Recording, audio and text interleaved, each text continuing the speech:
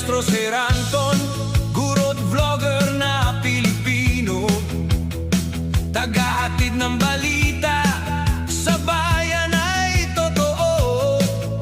Mga benepisyo ng guro, kanyang tinatalakay.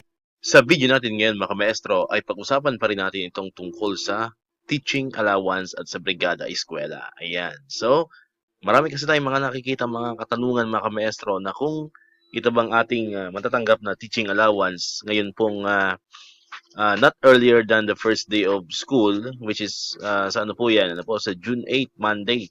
Ayan, ay pwede raw bang gamitin ano po, na panggastos dito po sa atin pong brigada eskwela. Ayan, so marami kasi tayong nakikita mga ganyang mga katanungan ano, sa iba't ibang mga post sa social media. Ayan, kasi siguro may mga nagsasabi sa kanila na I'm not sure kung mga school head nila, ano po, mga maestro, na pwede raw gamitin itong teaching allowance para sa aayos at paglilinis dito pong ating mga classroom, ano po, ngayong Brigada Eskwela Week. Ayan, so yan po yung mga madalas po nating nababasa ngayon sa mga comment section. Ayan, so balikan natin.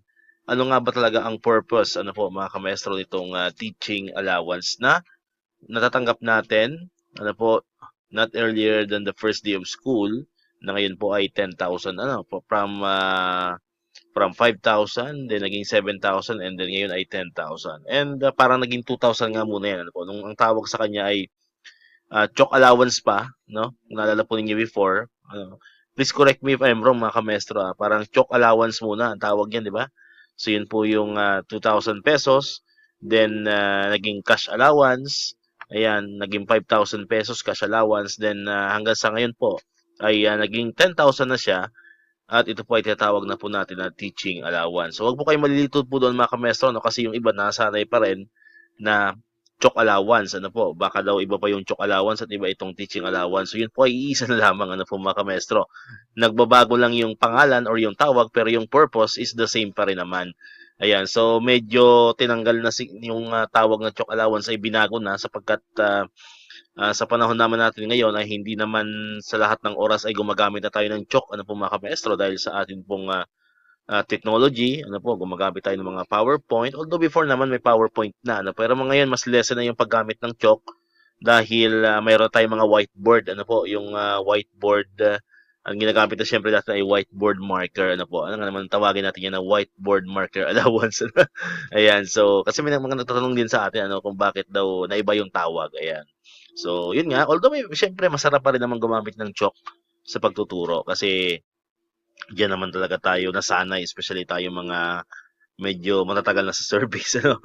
So nagsimula tayo ng career natin na gamit lamang po yung chalk, ano po, sa pagtuturo, at naibibigay naman natin ng maayos yung ating lesson, ano po mga kamaestro, sa ating mga estudyante. Ayan, so ito po yung DepEd Order number 005, ano po, yun pong additional implementing guidelines on the grant of the teaching allowance for public school teachers. Ayan, yun po yung na-release last year pa. Of course, nag-take effect pa rin naman po yan hanggang ngayon, ano po mga kamaestro. So, malinaw po dyan, teaching allowance, no, from the word teach, ano. So, syempre, gagamitin po natin sa pagtuturo. Kaya ang eligible lang, of course, is yung may mga teaching load, ano po, ng mga teachers. Ayan. So, paiksiin na natin. Punta natin yung paragraph 2. Nakalagay po dyan, Republic Act number 11997, titled an act institutionalizing the grant of teaching allowance for public school teachers and appropriating funds therefore, otherwise known as the Kabalikat sa Pagtuturo Act, grants public school teachers monetary allowance for the purchase of teaching supplies and materials and payment of incidental expenses, including those related to the implementation or various conduct of various learning modalities under RA 11997.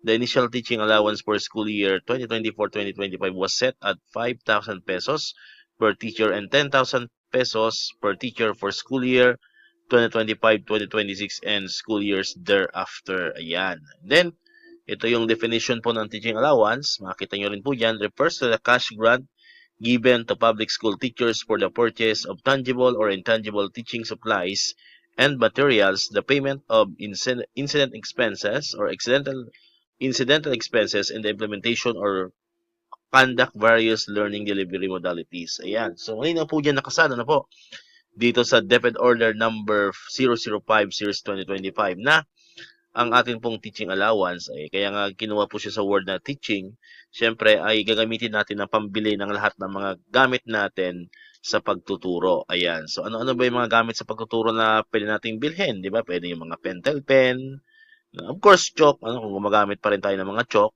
Ayan, whiteboard marker, ayan, eraser, chalkboard eraser, mga ganon, ano po, mga ink, ano po, pwede rin 'yan, no? Ink ng ating mga printer, pwede rin namang mga bond paper, ano po, Manila paper, cartolina, and other school supplies na pwede nating magamit ano po sa paggawa ng mga learning materials po natin or mga visual aid po natin ano po kasi syempre aside sa PowerPoint, mga slide presentation, yung ibang mga kamaestro natin yan ay gumagamit pa rin naman ng mga visual aids or yung mga Manila paper or cartolina, no? Hindi naman siya totally nawala talaga.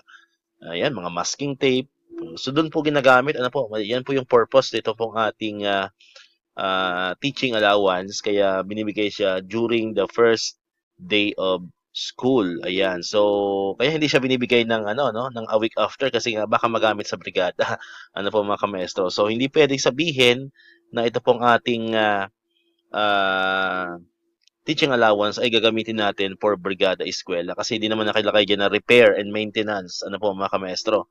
Kasi pagka brigada eskwela, repair and maintenance yan, cleaning materials yan. So, hindi naman po naka-specify dito sa atin pong DepEd Order number 5 series 2025. Ano po? So, malinaw na para lamang yan sa mga kagamitan natin sa pagtuturo. Ito pong atin pong teaching allowance. Ayan. Kaya dapat, no, sinabi ko na yan dun sa una kong video, no, na dapat mai-push ano po sa Congress na magkaroon ng hiwalay na batas na magbibigay po sa mga kaguruan, sa mga kamaestro natin ng hiwalay na pondo ano po para sa brigada eskwela no para hindi na tayo umaasa sa MOE ng principal, hindi na tayo umaasa sa mga stakeholders kasi nga paulit-ulit nating sinasabi at yan din po ang observation po ng mga kamaestro natin diyan siguro lahat naman mag-agree kung mayroon man hindi mag-agree baka isa lang yun sa 10 ano o nga kamaestro na during brigada eskwela ay talagang masakit man sabihin para tayong namamalimos ng tulong ano po sa mga stakeholders po natin especially sa mga parents natin ano magcha-chat ka pa sa GC ay pahingi naman ng pintura 'di ba pahingi naman ng budget para dito 'di ba para dito mga ganyan so para tayong namamalimos ano po so hindi lang lantaran pero parang ganun na nga 'di ba kasi nga kung hindi naman magganon yung mga kamaestro po natin abay kawawa naman yung bulsa ng mga teachers natin so talagang no choice manghingi tayo ng tulong sa mga stakeholders. So, sana yun po yung ano no, yun yung mabago ano po mga maestro. So, sabi nga natin, isa naman ang DepEd sa may pinakamalaking pondo ano po sa lahat ng mga government agencies natin. So, why not nabigyan ng separate budget ano po ang mga teachers ano po. Although, syempre andun pa rin naman yung ano, yung essence ng bayanihan ano po tuwing brigada eskwela pero mas maganda may separate budget na lang para hindi naman tayo nagmumukhang kawawa ano po mga kamestro so gawa ng batas ayan na bigyan ng brigada eskwela allowance di ba mga ganon so kung mayroon tayong teaching allowance pwede rin naman magbigay ng brigada eskwela allowance tama ba ako mga kamestro so comment kayo dyan agree ba kayo ano po agree ba kayo na magkaroon tayo ng ganong allowance for brigada eskwela no para hindi tayo namomroblema, ano po, hindi na tayo ma-stress, 'di ba? Kasi yung ibang mga teacher lalo na pag ang school ninyo ay talaga nagpapagandahan, abay mahirap 'yan, ano? Talagang ma-stress ka diyan, ma-challenge ka, ano po, mape-pressure ka. Napagandahin mo rin ang inyong school, no? Although wala namang guidelines no para sa wala na yung dati no, yung oplang pagandahan sa paaralan. Pero pag ang school nyo kasi ay talagang competitive, ang mga co-teachers mo, abay mape-pressure ka rin na gastusan at pagandahin ano po ang iyong classroom. Ayan. So, sa amin naman, sa school namin, medyo okay naman. No? Hindi naman kami gano'n. Ano? Hindi naman kami nagpapagandahan talaga. So, as long as na malinis, as long as na presentable yung classroom, ay okay na yon ano po. Pero, balita ko sa may mga ibang school yata na gano'n, ano? Yung nagpapagandahan pa rin. So, talagang kawawa si teacher dyan. Ano po, talagang mabubutas ang bulsa, magpapaluwal ng sarili niyang pera.